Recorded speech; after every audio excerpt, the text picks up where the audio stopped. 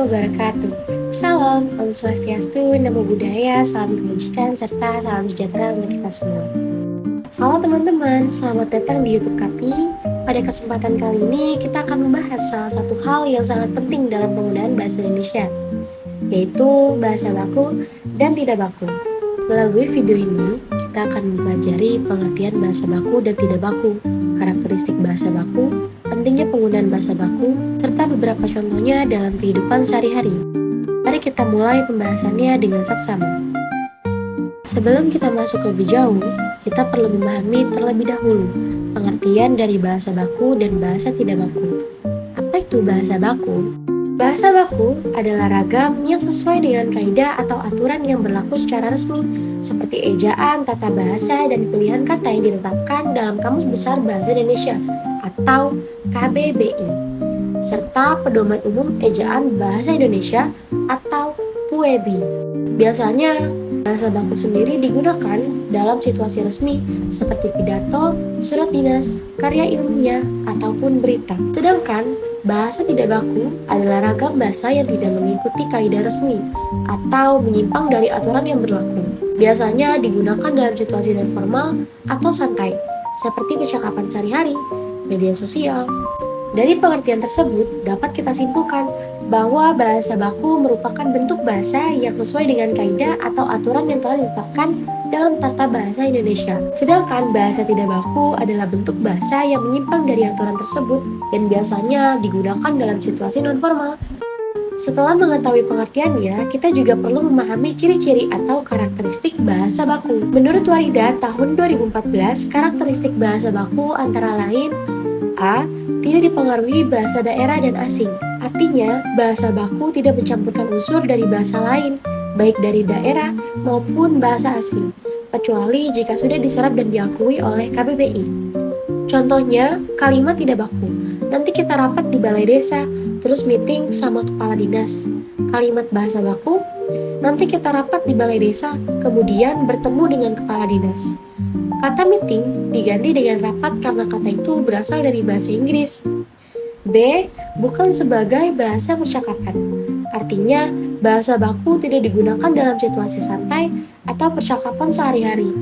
Bahasa ini lebih cocok digunakan dalam situasi formal seperti pidato, surat resmi, karya ilmiah, atau berita. Contohnya, kalimat tidak baku. Aku udah bilang kan, kalimat baku, saya sudah menyampaikan hal tersebut. C. Kejelasan imbuhan. Artinya, setiap kata dalam bahasa baku harus menggunakan imbuhan, seperti awalan, sisipan, akhiran, dengan benar dan lengkap, tidak boleh dihilangkan atau disingkat. Contohnya, kalimat tidak baku, ngambil buku di meja. Kalimat baku, mengambil buku di meja. Imbuhan me harus digunakan agar bentuk katanya jelas dan sesuai dengan kaidah. D. Kesesuaian konteks. Artinya, penggunaan kata atau kalimat harus sesuai dengan situasi, kondisi, dan tujuan komunikasi. Bahasa baku tetap mempertahankan siapa lawan bicara, di mana tempatnya, dan apa topiknya. Contohnya, tidak sesuai konteks. Bro, tolong tanda tangani surat ini ya. Tidak cocok untuk situasi resmi. Jika sesuai konteks, mohon Bapak atau Ibu menandatangani surat ini. E. Ketunggalan makna. Artinya, kata yang digunakan dalam bahasa baku memiliki makna yang tunggal dan jelas, tidak menimbulkan tafsir ganda. Contohnya, dalam bahasa baku, konteksnya harus dibuat jelas. Saya bisa berenang, berarti dapat. Ular itu memiliki bisa yang mematikan, berarti racun. Bahasa baku menghindari ambiguitas agar pesan tidak salah dipahami. F. Ketiadaan hiperkorek. Hiperkorek artinya terlalu berusaha menggunakan bahasa yang dianggap benar, tetapi justru salah. Jadi, bahasa baku tidak mengandung bentuk yang berlebihan atau salah karena ingin terlihat baku. Contohnya, kalimat tidak baku. Resiko menjadi risiko. Bentuk resiko salah, yang benar risiko, menurut KBBI. Sebaliknya, bahasa tidak baku justru dapat dipengaruhi oleh bahasa daerah atau bahasa asing.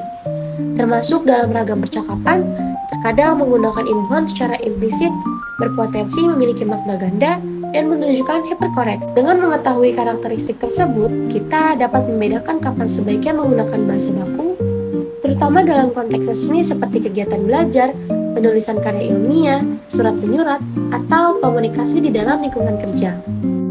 Selanjutnya, saya akan menjelaskan tentang pentingnya penggunaan bahasa baku di dalam kehidupan sehari-hari. Pertama, menunjukkan kemampuan berbahasa yang baik dan benar, yang mencerminkan kecerdasan, kesopanan, serta tingkat pendidikan seseorang. Kedua, memudahkan komunikasi resmi, misalnya dalam surat menyurat, pidato, pekerjaan, maupun dunia akademik. Ketiga, menciptakan keseragaman bahasa di seluruh Indonesia, sehingga dapat menghindari kesalahpahaman akibat perbedaan dialek daerah. Keempat, menjaga martabat bahasa Indonesia sebagai bahasa nasional, karena bahasa baku merupakan identitas sekaligus alat pemersatu bangsa.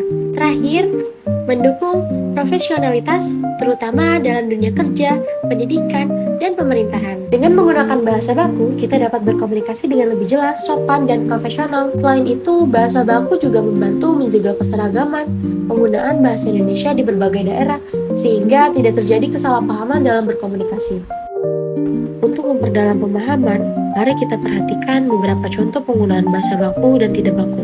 Contoh pertama, dalam bahasa baku, saya akan berangkat ke sekolah sekarang. Contoh tidak baku, aku mau ke sekolah sekarang. Kedua, contoh bahasa baku, mereka sedang belajar di perpustakaan. Contoh tidak baku, mereka lagi belajar di perpus. Ketiga, contoh bahasa baku, bagaimana persiapan untuk menari besok? Contoh tidak baku, gimana persiapan nari besok?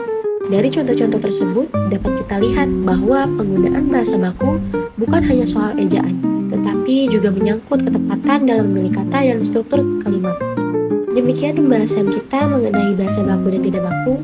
Melalui materi ini, kita diharapkan dapat lebih memahami perbedaan keduanya, mengetahui ciri-ciri bahasa baku, serta mampu menggunakan bahasa yang sesuai dengan konteks situasi. Terima kasih telah menyimak video ini sampai akhir. Semoga bermanfaat dan dapat menambah wawasan kebahasan kita semua. Wassalamualaikum warahmatullahi wabarakatuh.